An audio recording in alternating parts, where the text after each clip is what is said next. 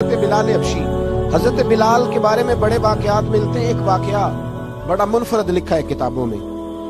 हजरत बिलाल से लोगों ने कहा आप नबी पाक से मुतासर कैसे हुए? तो जनाब बिलाल कहने लगे मैं ज्यादा लोगों को, मक्के के लोगों को जानता ही नहीं था, क्योंकि मेरी ड्यूटी थी घर में काम करने की और मुझे सख्त सजा मिलती थी उमैया बिन खलफ की तरफ से। बल्कि तहकीक ये है कि ये अब्दुल्ला बिन जदान के गुलाम।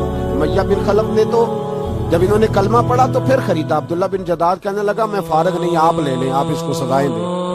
तो कहते मैं उनके घर में होता था तो मैं तो ज्यादा लोगों को जानता ही नहीं था, कभी मुझे मौका ही नहीं मिला था बाहर निकलने का। हमारी गुलामों की कोई जिंदगी नहीं होती। हजरत बिलाल कहते हैं मैं एक दिन मुझे बुखार चढ़ गया बड़ा तेज, मैं लोगों को जानता नहीं था। फरमाते मुझे तेज बुखार चढ़ गया तो ठंड बड़ी सख्त थी।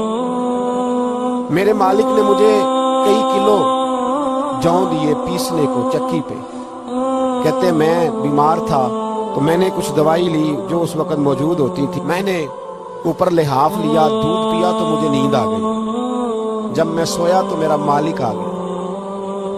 उसने आकर के मुझे सोए हुए देखा तो खींच कर कंबल उतारा, रजाई उतारी, लिहाफ उतारा। कहने लगा अब तेरी सजा ये है कि तू खुले मैदान में बैठेगा, वहां चक्की पीसेगा, और दूसरी सजा ये है कि तुझे कमीज पहनने की भी इजाजत नहीं। हजरत बिलाल कहते हैं तेज बुखार, ठंड का आलम, और जब मैं चक्की पीस रहा था तो रो रहा था और मैं पूछ रहा था खुदाया हमारे नसीब, अल्लाह हमारे मुकद्दर है जुर्म ज़ईफ़ी की सजा मर्गे मुफाजात।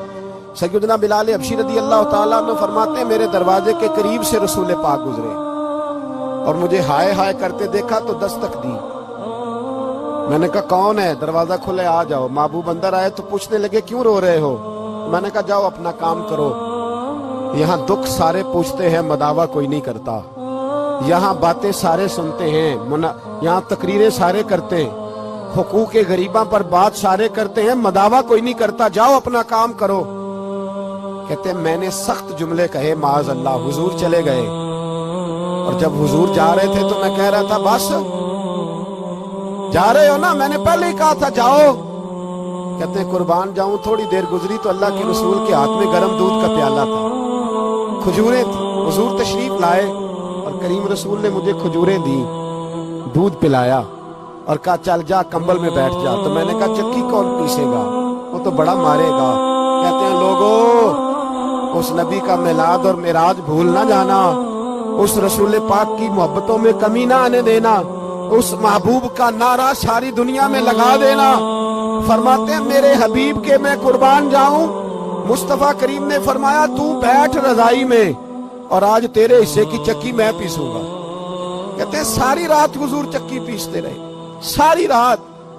सवेरे मैं उठा और मेरे हबीब पाक ने मुझे वो सारा कुछ दिया और खुद चले गए। अगली रात फिर आई तो हुजूर फिर आ गए, मुझे फिर रजाई में लिटाया, दूध पिलाया और सारी रात चक्की पीसी। कहते हैं बस तीसरे दिन हुजूर चक्की पीस के जाने लगे तो मैंने कदम थाम लिए। मैंने कहा बीबा दुनिया सारी झूठ बोलती है, जमाना सारा गलत कहता है, जो गुलामों के हिस्से का काम करे वो अल्लाह का सच्चा रसूल हुआ करता है।